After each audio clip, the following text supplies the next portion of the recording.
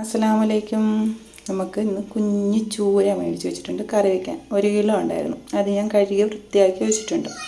പിന്നെ ആവശ്യത്തിനുള്ള ഇൻഗ്രീഡിയൻസ് എന്ന് പറഞ്ഞാൽ ഇഞ്ചിയും വെളുത്തുള്ളിയും ചതച്ച് വെച്ചിട്ടുണ്ട്. പിന്നെ 3 ടേബിൾ സ്പൂൺ മുളക് പൊടി, 2 ടേബിൾ സ്പൂൺ മല്ലിപ്പൊടി, 1 ടീസ്പൂൺ മഞ്ഞൾപ്പൊടി, കടുക്, പിന്നെ ഉലുവ, ഉപ്പ്, പുളി. അടുപ്പിൽ ചൂടാകാൻ വെച്ചിട്ടുണ്ട്. അതിനകത്ത് ആവശ്യത്തിന് വെളിച്ചെണ്ണ ഒഴിച്ചു കൊടുക്കാവേ. 1 ടീസ്പൂൺ കടുക് ഇടാം. 1 ടീസ്പൂൺ ഉലുവ ഇടാം. ഉലുവയൊക്കെ പൊട്ടിയിട്ടുണ്ടേ. അപ്പോൾ നമ്മൾ ചതച്ച് വെച്ചേക്കുന്ന ഇഞ്ചിയും വെളുത്തുള്ളിയും കൂടെ ഇട്ട് കൊടുക്കാവേ. കറിവേപ്പിലയും കൂടെ ഇട്ട് കൊടുക്കാവേ. നല്ലപോലെ വഴറ്റിയെടുക്കണേ.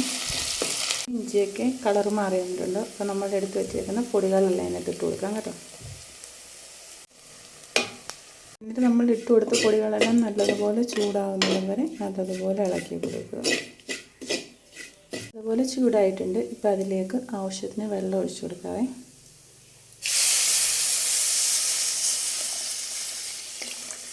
ആവശ്യത്തിനുള്ള ഉപ്പും കൂടി ഇട്ട് കൊടുക്കാം. ആവശ്യത്തിനുള്ള പുളിയും കൂടി ഇട്ട് കൊടുക്കാവേ. നമ്മുടെ അരപ്പ് നല്ലതുപോലെ തിളച്ച് വന്നിട്ടുണ്ട്. നമുക്ക് അതിനകത്തിട്ട് നമ്മുടെ മീൻ കഷ്ണങ്ങൾ എടുത്തിടാം.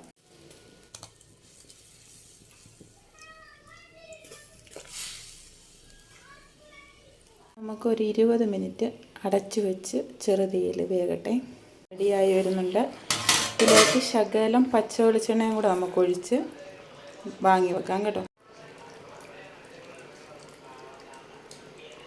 സ്വാദിഷ്ടമായ മീൻകറി ഇതായി ഇവിടെ റെഡി ആയിരിക്കുന്നു. പിന്നെ എല്ലാവരും ലൈക്കും കമൻറ്റും ഷെയറും സബ്സ്ക്രൈബ് ചെയ്യാനും മറക്കരുത് കേട്ടോ.